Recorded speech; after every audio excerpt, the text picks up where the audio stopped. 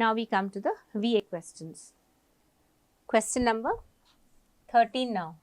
Take a look at the directions. Complete the following sentences by choosing the most appropriate word or phrase from the options given below. So, here is a sentence and it's followed by a blank space. There are options. We need to choose the most appropriate one, which is not just grammatically correct but also logically suitable. The laborers who were fired broke into the office building and destroyed some of the machinery. Rather than finding a solution to their problems, they something. Now, the laborers, the references to these people who were removed from their job, they broke into the building, entered the office building without permission and destroyed some of the machinery that was present there. And the author says that instead of finding a solution to their problem, they did something which was the opposite of this. So, what is it? Can we say they extended their troubles? Now, extended would not be relevant because extend means to, from one place take it to somewhere else, and that's what extending is. So, in the context of troubles, we don't use the word extend. Okay. So, this is gone because it means to prolong. Extenuated the circumstance. Extenuated means to make something less severe than it is actually. So, it in some sense means to mitigate. Now, they mitigated the circumstance or they actually spoiled it further. So, this is also incorrect. C. Exacerbated the situation. Exacerbate means to aggravate it further and make it more or worse than it was actually. So, exacerbate means to worsen something. That is what they did. They worsened the situation rather than find a solution to it. So, we go with 3. 4 says exaggerated their hardships. Exaggerate means to blow something out of proportion and present it in such words that it seems to be bigger than it actually is. That is not what they did. So, we have only 3 which is most appropriate. So, the correct answer is choice 3. Okay. Question number 14. We hope that the government's new policies will dash a period of economic growth. Will what? Can we say set forth? Set forth means to explain. This is not correct. Usher in. The government's new policies, it would be correct to say that it will usher in a period of economic growth, means it will bring in something which is new and different and promising. So, this is the correct phrase. Turn up means to appear suddenly, and set in also is not correct. So, when something sets in, it then starts taking its place. We can say that it has begun. Okay, something has set in means it has begun. So, of course, it is not relevant. Usher in is the correct answer here. It will complete the idea meaningfully. Question number 15. Without a doubt, the widespread use of renewable energy is a key solution to climate change. Key solution means a very important or essential solution.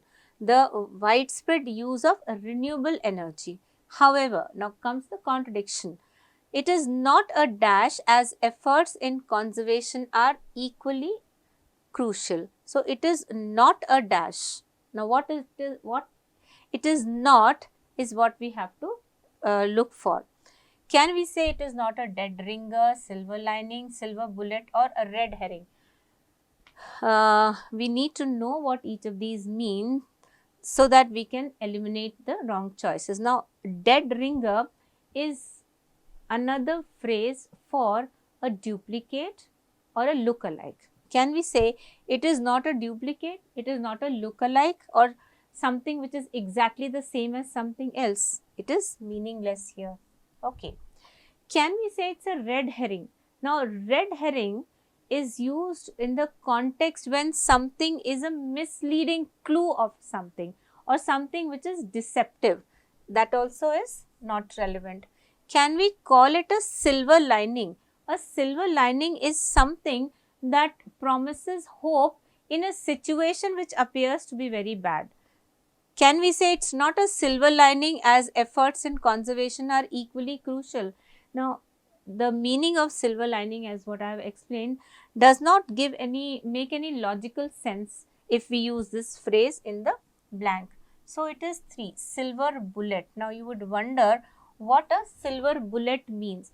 Silver bullet is nothing but a simple magical solution to a problem. So that's exactly what would make the sentence meaningful, because the previous sentence says that there's no doubt that the widespread use of renewable energy is something that will serve as a solution to climate change, but everything notwithstanding, it is not, or it should not be considered a magical solution to the problem, because other efforts in conservation are equally crucial and they must also be in place. Okay. Question number 16. Everyone wondered how the travel vlogger could go around the world all through the year and manage his iterative lifestyle, manage his itinerant lifestyle, manage his itinerary lifestyle, or manage his itinerary in his lifestyle. So the main focus is on the meanings of words. Which ones? Iterative, itinerant, itinerary, and of course the same is used in the fourth option also with some change. So what do we mean by iterative? Iterative is something which is repetitive. Okay. Can we say manage his repetitive lifestyle in the context of the noun lifestyle? Iterative cannot be used. So there is no collocation, and of course meaning wise also it wouldn't bring out the intended idea. Can we say manage his itinerary lifestyle? What is itinerary? Itinerary is a travel plan. When you go from one place to another, you make a travel schedule. So on this day I'll be going here, and from there I'll go to another place, and that travel plan is called an itinerary. So itinerary lifestyle or itinerary in his lifestyle, in both of these sentences or either of these sentences, the word itself, the presence of the word tells us that this is not logical. Okay. So the correct choice is option 2. So itinerant, what does itinerant mean? Itinerant means or is used to describe somebody who travels a lot. That's what the idea is. Everyone wondered how the travel vlogger could go around the world through the year and manage his itinerant lifestyle. Okay. The next one, 17. There are so many instances of one or more deer crossing the road or just standing in the middle of the road or else dash. Then take a look at the punctuation mark. We have a semicolon here. It is like the deer cannot hear the noise of the engines or see the headlights, and because they cannot do so, they keep standing where they are, or they keep crossing, or they do something else. So that has to be in line with whatever actions have been described of the deer. Can we say staggering with the road? Is it correct to say that the deer are staggering with the road? Now stagger means to walk unsteadily, doesn't match with the preposition with either. Okay, so ungrammatical. Can we say jumping under the road? How can deer jump under the road? So this is also illogical. Foraging beneath the road. Now foraging means to look for food, which can be associated with deer or animals, but can we say foraging beneath the road? Now beneath is when somebody or something is underneath something as is in contact with it. This is also illogical. The correct answer is bounding across the road, jumping across the road. That's what makes sense. So the correct choice is is option 4. 18th. When she inherited some jewelry from a distant relative, she had no idea of its worth and decided what? To get an approval, to get it appreciated, to have it appraised, apprised, or to have it appraised. So be careful when we have words which have almost similar spellings. We do get confused and take one for the other. Be a little more attentive and alert. Okay, read the sentence again. This person inherited some jewelry from some relative and she had no idea of how much the jewelry would cost, what would be its value, and so it's natural that she decided to go to somebody who would tell her the value or worth of this jewelry. So what do we choose? Can we say to get an approval? Approval for of what? Incorrect. To get it appreciated. Now the value of something, an asset, goes up and then we say the value has appreciated. When it goes down, we say it's depreciated. But then the idea is that the person wanted to find out what the jewelry is worth, how much would it cost. So appreciated would not make sense here. Can we say to have it appraised? Appraised means, appraised cannot be used here because appraise means to inform somebody of something, and this person whom you inform is somebody who holds some high position. So appraise also is not correct.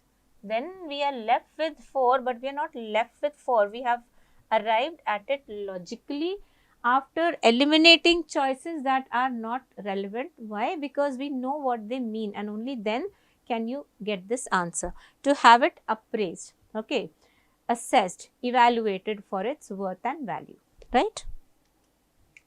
Question number 19. Deepak is an unpleasant person, but we all dash because his sister is a close friend of ours. So what kind of person is Deepak? Unpleasant. And on the other hand, this person has a sister who is a close friend of the author. So because of this, the author intends saying that the author has to cannot ignore Deepak in spite of Deepak being an unpleasant person.